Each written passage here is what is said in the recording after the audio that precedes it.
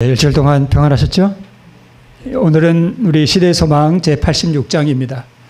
우리 시대의 소망이 몇 장까지 있는지 혹시 아세요? 총 87장까지 있습니다. 그죠? 오늘 몇 장이에요? 86장. 이제 몇 장 남았어요? 이제 앞으로 한 장 남았습니다. 한 장 마치고 다음에 87장 마주하고 우리 그 다음에는 또 다른 예언의 시간 한번 가지고 또 우리 함께 말씀 나누도록 하겠습니다.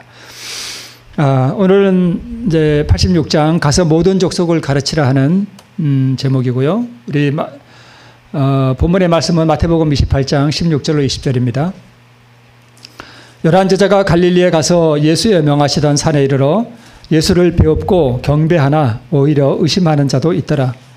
예수께서 나와 일러 가라사대 하늘과 땅의 모든 권세를 내게 주셨으니 그러므로 너희는 가서 모든 족속으로 제자를 삼아 아버지와 아들과 성령의 이름으로 침례를 주고 내가 너희에게 분부한 모든 것을 가르쳐 지키게 하라. 볼지어다 내가 세상 끝날까지 너희와 항상 함께 있으리라 하시니라.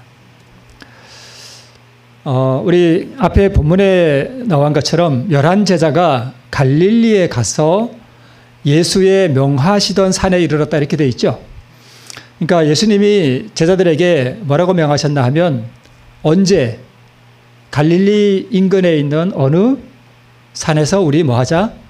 만나자 이렇게 명하셨어요.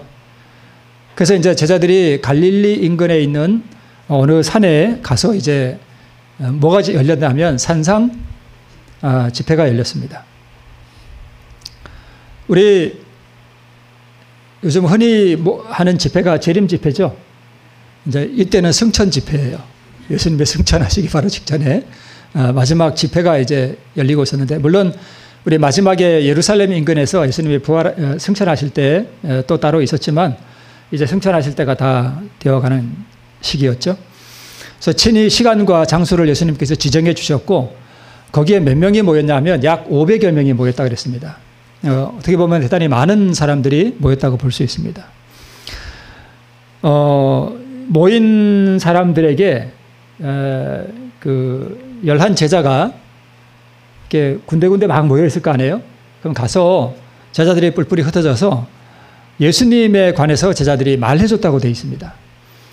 내가 예수님과 함께 3년 반 동안 다닐 때 이런 일이 있었다라고 제자들이 그 모인 무리들에게 이제 말해주고 있는 그때에 갑자기 예수님께서 그 한가운데 나타나셨습니다.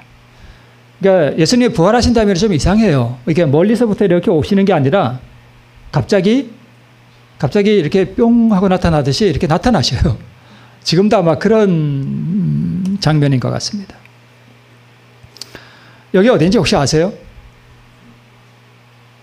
아시는 분? 예, 사슴의 동산. 제가 괜히 이렇게 해놓은 게 아니고요. 자, 사슴의 동산에서 만약에 집회가 있으면 이 집회에 어떤 강사가 이제 와서 집회를 말씀을 하면 뭐가 있을까요? 뭐에 대해서 말을 하노라 하는 뭐가 있어요? 총 주제가 있죠. 네, 주제. 그러면 예수님도 갈릴리 인근에서 제자들을 만나자 그랬으면 뭔가 하실 말씀이 있었을 거 아니에요. 그죠? 그 주제가 뭐였는가 하면 율법의 요구에 대한 어린 양의 희생이 완전하고 충분했다라는 것을 제자들에게 말씀하셨습니다. 그러니까 예수님이 이 마지막 집회에서 하셨던 말씀의 주제가 뭐냐 하면 내가 왜 이 땅에 왔으며 이 땅에서 나의 사명이 무엇이었으며 내가 이 땅에서 무엇을 이루었으며 나의 희생에 어떤 의미가 있으며 그것이 얼마나 완전하고 또 인간을 구원하기 위해서 나의 희생이 얼마나 충분한가 하는 것을 예수님께서 그 무리들에게 말씀하셨다는 거예요. 이게 그 집회의 주제였습니다. 자, 그러면 우리가 율법의 요구에 대해서 우리 그러면 앞에 있는 문장에 의거해서 조금 말씀을 드리면 먼저 이 율법은 먼저 죄인에게 이렇게 얘기를 하는 거예요. 너가 생명을 얻고 구원을 얻으려면 우리 이제 이게 많이 들어서 아시죠? 뭘 가지고 와라? 의를 가져와라 이렇게 요구하는 것입니다. 물론 율법이 진짜 우리에게 뭐 말하듯이 이렇게 요구하는 거 아니고 상징적인 거죠. 자, 율법은 즉 의로운 생애, 완전한 품성을 뭐 한대요? 요구하지만 인류는 그 요구에 미칠 수 없다. 자, 율법이 우리에게 너 구원을 얻고 너 생명을 얻으려면 의를 가지고 와야 돼 라고 요구하는데 우리는 그 의를 만들 수도 없고 어디서 내가 스스로 만들어낼 수 없습니다.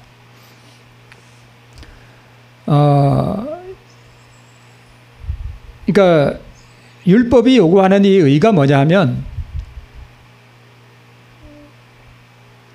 내가 요구하는 거, 제가 만약에 율법이라 그러면 이렇게 해라 저렇게 해라 하는 뭔가 요구가 있을 거 아니에요?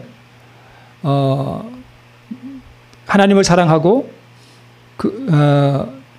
내 이웃을 내 몸처럼 사랑하라. 이게 율법의 총 요구잖아요.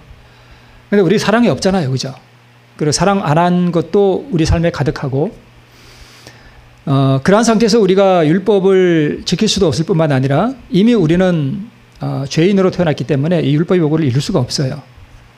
자, 그런데 두 번째, 이 율법이 하나님에게는 뭘 요구하는가 하면 저 인생들이 구원을 얻기 위해서는 의가 필요한데 저 인생들은 의를 만들어낼 수가 없으니 당신의 의를 내놔라 이거예요. 물론 율법이 진짜 예수님에게 가서 이렇게 한다는 건 아니죠. 상징적인 거죠. 의가 없는 인생을 위해서 당신이 의를 내놔야 된다라고 요구하는 거예요. 그래서 예수님께서 이 율법의 요구를 이루시기 위해서 인간의 형체를 가지고 종의 형체를 가져서 이 땅에 오셔서 완전한 순종의 생애를 사심으로 이 의를 이루셨어요. 그리고 예수님께서 십자가에서 그 희생으로 그분이 이루신 그 의를 우리에게 뭐 시켜주신다고요? 전가시켜주셔요. 이걸 다 은혜라 그래요. 은혜로 이렇게 해주시는 거예요. 우리가 아무것도 잘난 게 없고 우리가 이 의를 받을 만한 어떤 선행도 없잖아요. 은혜로 이렇게 해주시는 건데 이렇게 이 은혜로 율법의 요구를 이루셨어요. 그래서 예수님께서 그 이루신 그 의를 우리가 입음으로 입음으로 우리가 영생을 얻게 되는 것입니다. 그러니까 예수님께서 이 땅에 오셔서 마지막 사명을 다 이루시고 갈릴리 바다에서 500여 제자들에게 하신 말씀의 주제가 뭐냐 하면 사실 이거였어요.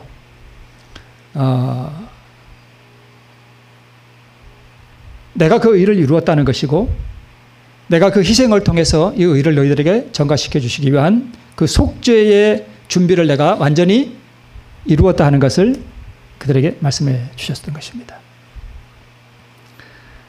자, 산중택에서 하신 그리스도의 말씀은 인류를 위한 희생이 뭐하대요? 충분하며 완성되었다는 발표였다. 그러니까 이게 20회 주제 맞죠? 예수님이 이걸 발표하신 거예요.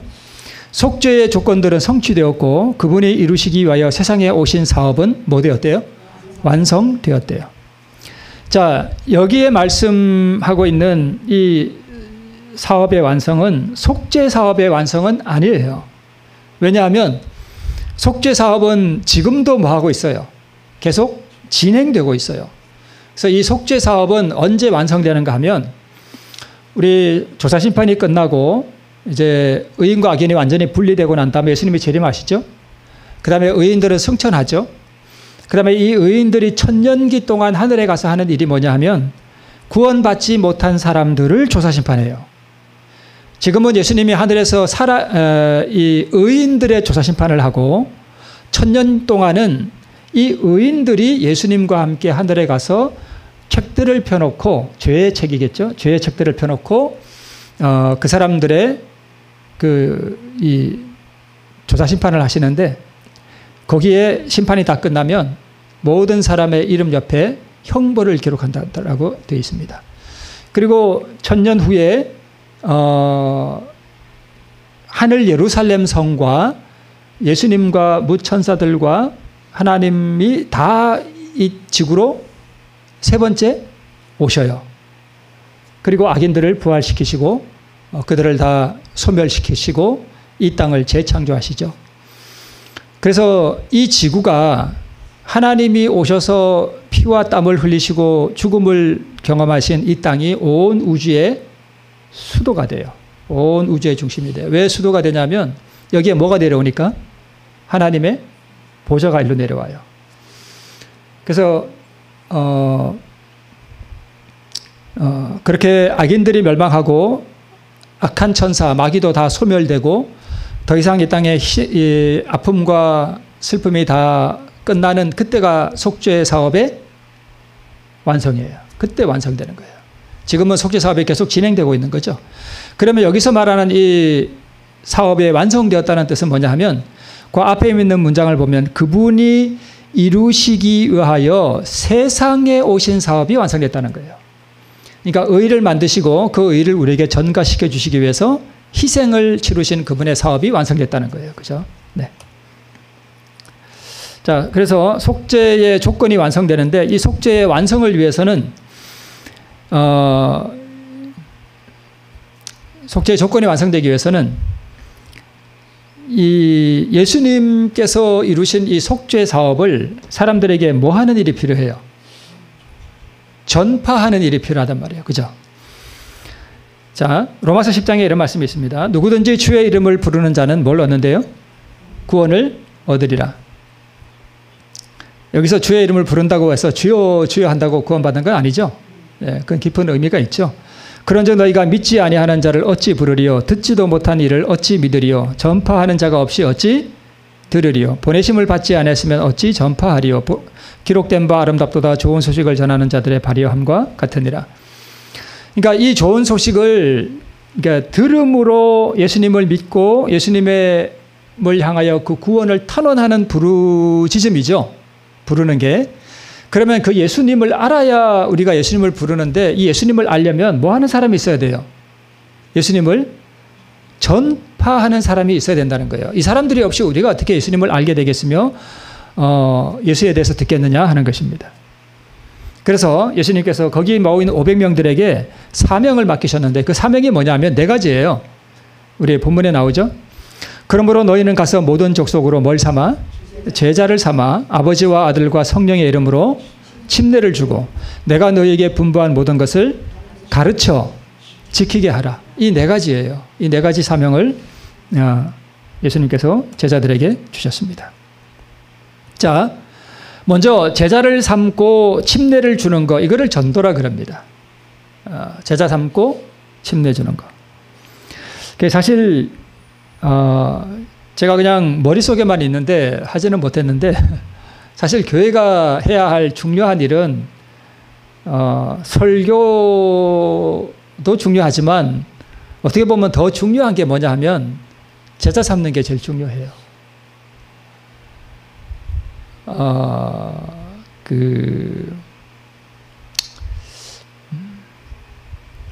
사실은 교회가 두 개의 교회여야 돼요. 제가 은퇴하기 전에 이게 이런 걸 좀 하긴 해봤었는데 그게 뭐냐 하면 이렇게 전체적으로 모이는 교회가 있죠. 안식일에 다 모여서 예배를 드리는 이 큰 교회가 하나 있고요. 또 하나의 교회가 있어야 되는데 그게 뭐냐 하면 요즘 흔히 말하는 소그룹이에요. 그래서 이 두 개가 함께 가지 않으면 교회가 부흥하기가 어렵습니다. 사실 신앙이 성장하는 것은 이 큰 집회에서가 아니고요.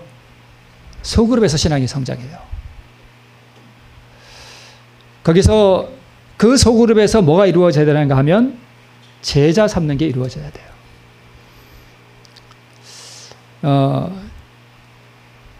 제가 이걸 지금 하지는 못해서 할 말은 없고 말씀드리는 것도 제가 좀 부끄럽고 부담되기도 하는데 사실 이거 해야 되는데 제가 지금 이걸 하지는 못하고 있습니다.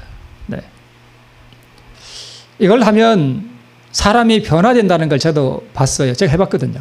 사람이 이걸 하면 변화돼요. 작은 반들을 만들어서 일주일에 한번 딱 모여서 말씀을 나누고 은혜를 나누고 자기 삶을 나누고 하는 것들을 해야 되는데 이걸 하면서 제자 훈련을 하고 이 제자 훈련을 통해서 사람을 어떻게 인도하고 가르치고 양육할 수 있는지를 배워요. 거기서 다. 네, 이거는 제가 사실 못해서 제가 부끄러워서 더 이상 할 말은 없습니다. 그래서 이걸 전도라 그러고요. 그래서 전도를 하라, 여기서 제가 전도를 하라 그러면 여러분 전도를 나가서 말씀을 듣는다고 하나요? 잘 안 되죠. 그래서 교회가 사실은 제가 해야 할 일이 뭐냐면 사실은 우리 교인들이 전도를 할 수 있는 장을 만들어주는 게 제가 할 일인데 제가 그걸 못해서 정말 할 말은 없습니다. 그래서 혼자 나가서 전도하라 그러면 어려운데 이 소그룹을 통해서 전도를 하면 전도가 쉬워요. 왜냐하면 전도를 혼자 하는 게 아니라 같이 하는 거니까 쉽습니다. 그런 부분은 있는데 예. 자, 그 다음에 그래서 이 소그룹도요. 처음에는 닫힌 소그룹을 하고 이게 준비가 되면 그 다음에 열린 소그룹을 해요. 이제 닫힌 소그룹은 뭐냐 하면 먼저 우리 교인들을 훈련시켜야 돼요. 먼저 우리가 훈련받아야 돼요. 그래서 훈련을 다 받아서 이 훈련받은 한 사람을 딱 떼놔가지고 당신 이 소그룹을 운영하고 인도해라. 그러면 이 사람이 할 수 있도록 훈련을 시켜야 돼요. 그걸 제자훈련이라 그래요. 그래서 이 사람이 어떤 사람을 갖다가 말씀도 가르칠 수 있고 소그룹을 어떻게 운영하는지 그런 걸 다 배워가지고 할 수 있고 하는 이런 걸 사실 해야 되는데 그렇게 이제 닫힌 소그룹을 통해서 이제 준비가 되면 그 다음에 이제 이 소그룹을 열어서 다른 사람을 이 소그룹에 불러들여요. 가까운 친척이나 또는 가까운 사람들부터 해서 이 소그룹에서 그 한 사람을 다 집중적으로 케어해 주는 거예요. 한두 사람을 딱 포위한 다음에 그래서 한 사람이 그 사람을 관리하는 게 아니라 여러 사람이 그 사람을 집중적으로 케어해 주고 도와주고 이렇게 하면 그 사람 못 벗어나갑니다. 그러니까 그런 식으로 전도를 하면 쉬운데 좀 그냥 이론적으로만 조금 그냥 제가 여러분께 말씀을 드렸습니다. 그렇게 해서 그 사람이 이제 준비되면 침례를 주고 또 소그룹을 분열시켜서 2개의 소그룹을 만들고 또 3개의 소그룹을 만들고 이렇게 해서 교회가 성장하게 되는데 하여튼 그런 방법이 있습니다. 그게 그리스도인 선교 봉사에도 그런 게 나와요. 그 다음에 3번째, 4번째 이 가르치고 그 다음에 지키게 하는 게 뭐냐면 양육이라 그래요. 근데 대부분 전도도 우리가 잘 부족하지만 사실 이 교회 안에서 양육이 참 부족해요. 우리 이번에 그 별석꽃들에서 썼던 우리 정영만 목사님 그 하나 되게 하소서라는 그 말씀이 복음 그 자체를 설교한 건 아니지만 그래도 교회에서 뭘 가르쳐야 되고 하는 그런 부분에서는 참 저도 참 좋았던 것 같습니다. 교인들이 교회 생활을 어떻게 하며 복음이 무엇인지를 이런 그룹들을 통해서 가르쳐야 되는데 사실 그런 것들이 많이 부족한 건 사실이에요.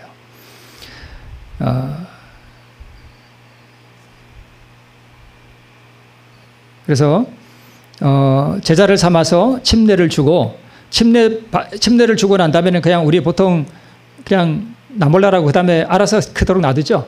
네. 어떻게 보면은 애를 낳아 가지고는 이게 양육도 안 하고 그냥 내버려둬요. 교회에서.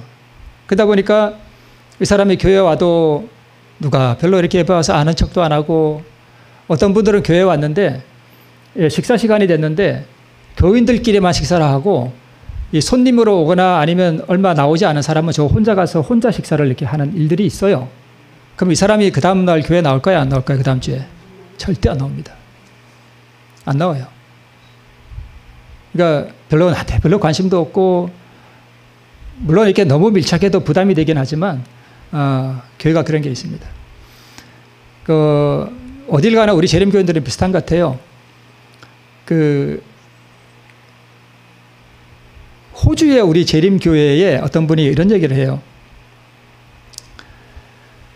우리 한국 사람 말고요.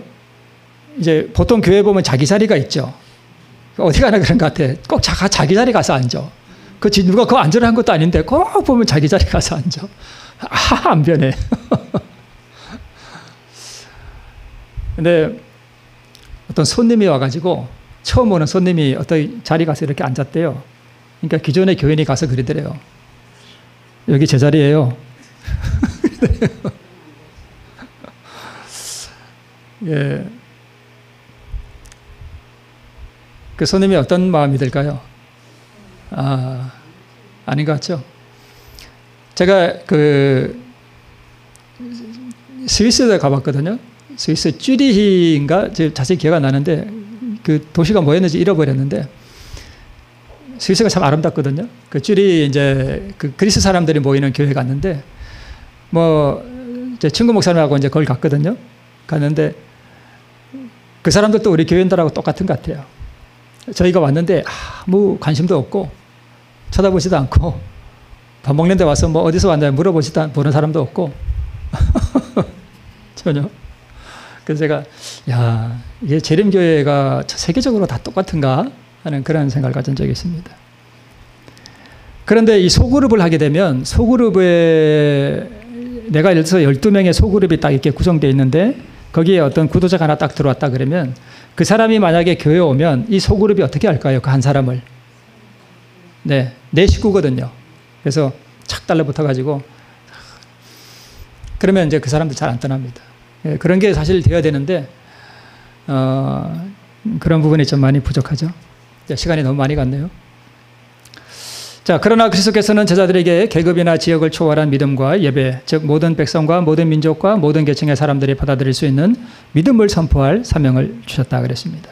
그러니까 믿음은 보통 우리가 두 가지라 그러죠. 예수의 믿음과 예수를 믿는 믿음.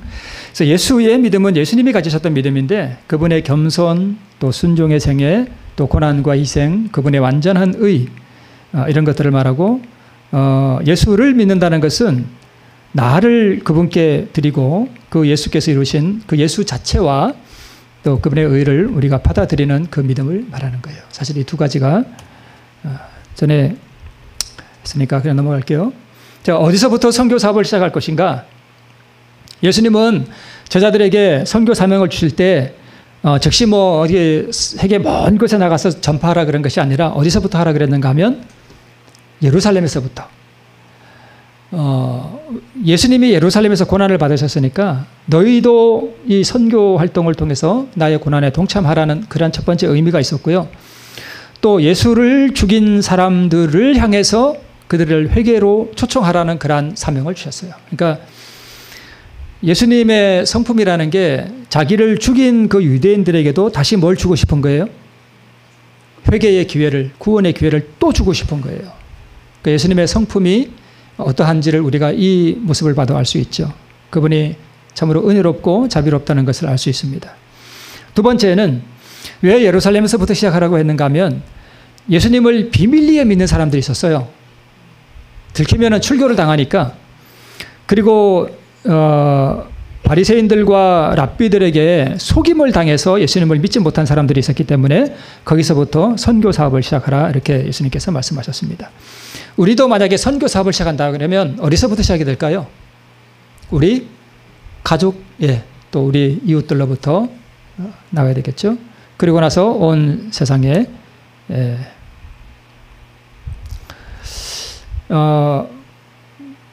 지금 이제 앞으로 늦은 비가 내리면서 전도에 큰 능력이 임할 텐데 여러분 영어 잘 하세요? 영어 잘 못하시죠? 저도 잘 못해요. 근데 만약에 여러분께서 이제 나중에 어떤 은혜를 받아서 이 선교 사역에 크게 동참하게 됐는데 영어를 잘 모르는데 외국 사람을 만났다 그러면 우리가 뭘 할 수 있어요? 막 영어를 막 말하는 거예요. 아니면 나는 한국말로 말하는데 그 사람이 뭘로 알아들어요? 영어로 알아들어. 그러니까 입에 방언이 임할 수도 있고 귀에 방언이 임할 수도 있어요. 그러니까 초대시대 때 어떻게 임했는지는 모르는데 아마 이 두 가지가 같이 임했던 것 같아요. 그리고 마지막 때 능력이 임하면 이제 병 고치는 은사가 일어납니다. 나사렛 예수의 이름으로 일어나 걸어라 하면 우리 장로님께서도 이렇게 손잡아 일으키면 막 중풍병으로 30년 앓던 사람이 일어날 수도 있습니다. 그런 역사가 앞으로 있을 수 있어요. 그리고 모든 위험으로부터 보호되고 또 귀신을 쫓아내는 능력도 우리가 받게 되고 또 신의 성품을 받은 사람들이 그 일을 한다라고 우리가 되어 있습니다. 자, 그래서 이 제자들에게 맡기신 구주의 명령에는 모든 신자들이 다 포함되어 있고 영혼 구원 사업이 안수받은 목사에게만 의존된다는 생각은 잘못됐다는 거 우리가 다 알고 있죠. 자, 우리가 전도를 어떻게 할 수 있느냐? 회중을 위하여 말할 수는 없으나 개인을 위해서는 할 수 있다. 여러분 우리 집사님 앞에 나와서 설교하라 그러면 쉬우세요? 우리 원순혜 집사님? 어려우시죠? 네, 우리 성도님들은 앞에 나와서 말씀하는 거 되게 어려워해요. 그죠? 네, 회중을 위하여 이렇게 앞에 나와서 말하는 건 어렵지만 1대1로 말하는 거는 할 수 있어요. 얼마든지 할 수 있어요. 그래서 그런 것도 우리 시대서만기에 기록되어 있고요. 또 주께로부터 받은 교훈을 우리가 전파할 수 있고, 또 궁핍한 사람들을 제물로 섬길 수 있어요. 꼭 전도가 뭐 말씀만 한다고 전도가 아니라 이렇게 내가 가진 거 나누어 주는 것도 전도잖아요. 그죠? 그렇게 할 수 있다는 거죠. 그다음에 곤궁에 처하고 낙담에 빠진 사람, 믿음이 적은 자들에게 위로를 줄 수 있다. 이것도 전도라고. 꼭 뭐 성경 이야기를 들추지 않더라도 시리와 낙담에 빠진 사람들에게 위로를 해주고 그런 거. 네. 그다음에 죄에 눌린 사람에게 은혜의 구주를 소개할 수 있다. 그다음에 자기의 경험을 바탕으로 복음을 전할 수 있다. 사실 어떻게 보면 다른 것도 중요한데 이 6번이 상당히 중요해요. 왜 그러냐면, 자, 오늘날 교회를 아주 오랫동안 다닌 사람도 구원을 어떻게 얻는지 모르는 사람들이 많아요. 제가 아는 목사님한테 들은 얘기인데, 얼마 전에 어떤 한 장로님이 중병이 들었어요. 그래서 목숨이 오늘 내일 하시는 분이에요. 이분을 좀 방문을 해달라는 얘기를 부탁을 받았대요. 그래서 이분이 목사님이 기도를 열심히 하고 이렇게 갔는데 그 장로님이 구원을 모르더래요. 내가 이렇게 죄가 많은데 어떻게 구원받냐, 이런 얘기를 하더라는 거예요. 그러니까 교회를 오랫동안 다니고 장로로 이렇게 살았지만 구원받는 걸 모르는 거예요. 그러니까 좀 심각하잖아요. 그죠? 그러니까 구원받은 경험이 사실 없는 거예요. 그러니까 이분이 이 참 믿음으로 얻는 그 의에 대해서 이렇게 설명을 해주니까 이분이 참 너무 평안해하고 좋아하시더래요. 그러니까 세상 사람뿐만 아니라 교회 안에 있는 사람도 구원을 어떻게 얻는지, 자기가 구원을 얻었는지 몰라요. 그래서 이것 때문에 번민하는 영혼들이 많아요. 어디 안에도요? 교회 안에도 있어요. 그러면 어떤 분이 예를 들어서, 집사님, 저는 이렇게 교회를 오래 다녔는데 구원을 어떻게 얻는지 잘 모르겠어요 라고 물으면, 자기가 구원받은 경험이 없으면 말을 해줄 수가 있나요? 없나요? 없어요. 왜냐하면 내가 어떻게 구원받는지 경험을 못 해봤으니까 그 사람을 어떻게 도와줄 수 있어요? 도와줄 수 없잖아요. 구원이 뭐죠? 저는 제가 구원받은지 모르겠어요. 어떻게 구원받죠? 저는 지은 죄가 많아서 참 저는 죄책감이 많아요. 이 죄책감에 고민하는 사람들 많아요. 진짜 교회 안에 많습니다. 그래서 죄책감에 이렇게 시달리고, 나는 너무 죄가 많아서 구원을 받을 수 없을 것 같은데 제가 어떻게 하면 구원받을 수 있죠? 장로님, 이렇게 물으면, 아무개 집사님, 그건 이렇게 하고 저렇게 하고 저의 이런 경험을 저는 이렇게 했습니다.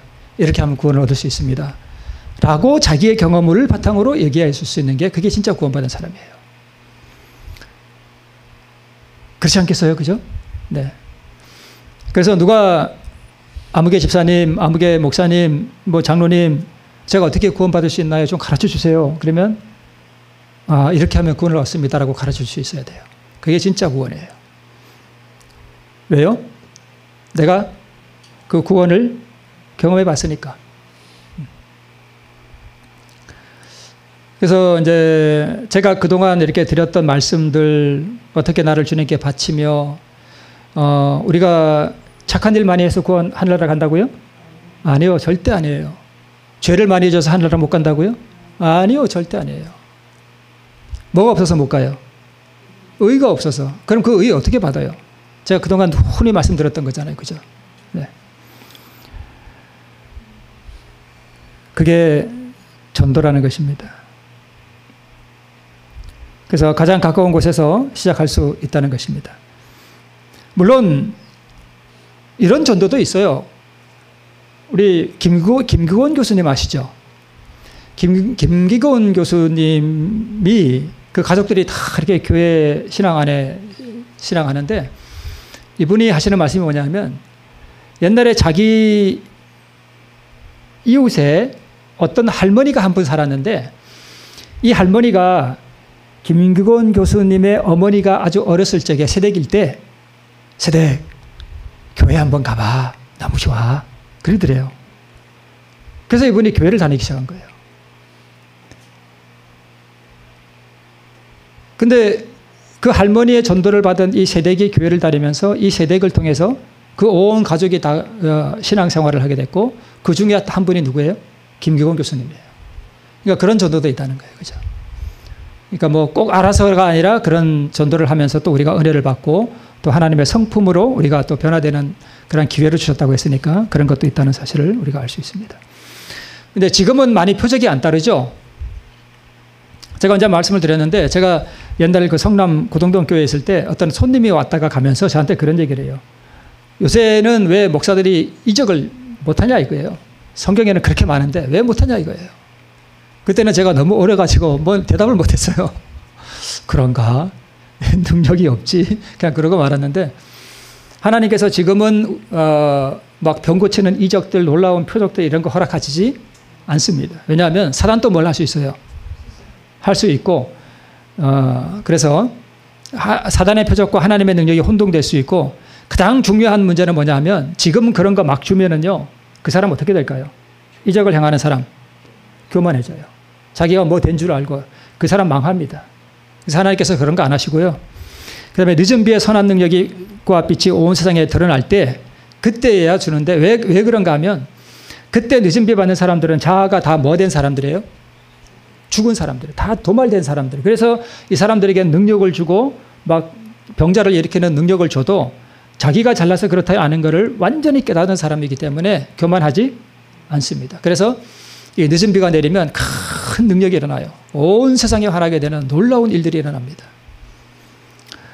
자, 그 다음에 저 건강법칙을 무시해서 지금 병들어 있는 사람 막 일으켜봐요. 그러면 이 사람들 건강법칙 순종하는 것보다는 뭐 받으려고 그래요?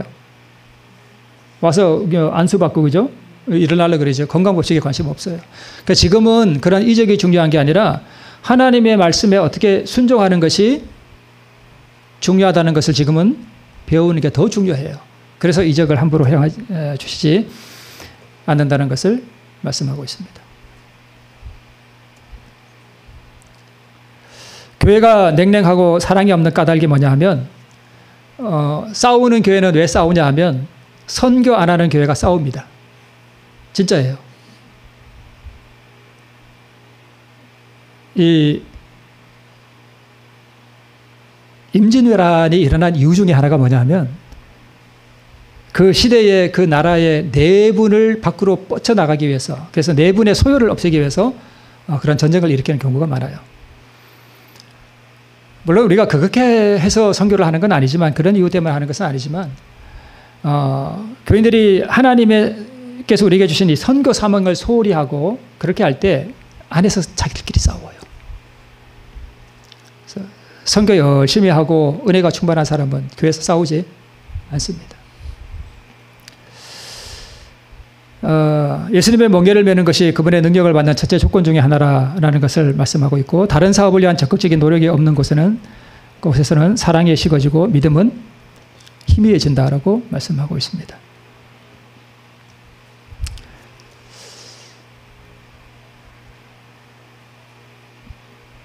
목사는 교회의 교육자가 되도록 의도하셨고 영혼을 구원하는 방법을 가르쳐야 되고 제가 아까 말씀드렸던 그 소그룹이에요. 그런 걸 통해서 훈련을 해야 되는데 꺼져가는 교회의 생명을 살리려고 부채질하고 있고 영혼을 구원하는 교회는커녕 목사들이 병든 양이 되어서 이렇게 하는 그 교인들 쫓아다녀서 이렇게 하느라고 바쁘다 하는 그런 이야기가 우리 시대 소망에 있어요. 그러니까 목사가 사실 그런 일을 해야 되는데 뭐 여기서 문제가 터지면 거기 가서 문제 해결하고 저기서 문제 터지면 거기 가서 그 문제 해결하라고 목사가 매달리고 지금 교회가 그러고 있다는 거예요. 이건 제 얘기가 아니고 시대 소망이 지금 그렇게 나옵니다. 그러니까 교회가 선교 사업을 감당하지 않고 안에서만 우리끼리만 자꾸 하다 보니까 투닥투닥거리고 목사는 그거 해결하러 다니고 그러니까 교회가 이렇게 죽어간다는 것입니다. 죄송합니다. 제가 열심히 하지도 않으면서 이런 말씀 드려서 저도 사실은 제가 해보고 싶은 게 사실은 소그룹이에요. 이 소그룹과 믿음으로 말미암는 의를 접목을 시켜서 해보고는 싶은데 좀 핑계 아닌 핑계가 지금 저한테 좀 있습니다. 네. 어떤 어린 아이가 이거 하고 마치겠습니다. 어떤 어린 아이가 눈보라 속을 이렇게 막 이제 가면서 다 죽어가고 있는데 어떤 건장한 남자가 그 곁을 이렇게 지나면서 이렇게 보고는 그냥 갔다. 예를 들어서. 근데 나중에 이 아이가 거기서 죽었어요. 근데 이 아이의 부모가 어떤 건장한 남자 누구가 거기를 지나가면서 그 아이를 충분히 구원할 수 있었음에도 불구하고 그냥 지나갔다는 이야기를 들었을 때 그 죽은 아이의 부모가 그 아이를 구원하지 않고 그냥 지나간 그 사람을 향해서 얼마나 분노하겠느냐. 그죠? 그 이야기가 여기 또 나와요. 얼마나 의분이 일어나겠어요. 그죠? 뭐 뉴스에 보니까 그리스에서 무슨 선박에서 늦게 타려고 하는 사람을 그 선박의 선원이 배가 막 떠나는데 막 늦게 타려고 하니까 밀어냈대요. 그래가지고 그냥 빠져버렸어요. 근데 그 영상을 보니까 보면서도 그냥 들어가 버려요. 그 큰 배가 막 휘구르가 돌아가니까 물이 뒤에 막 치잖아요.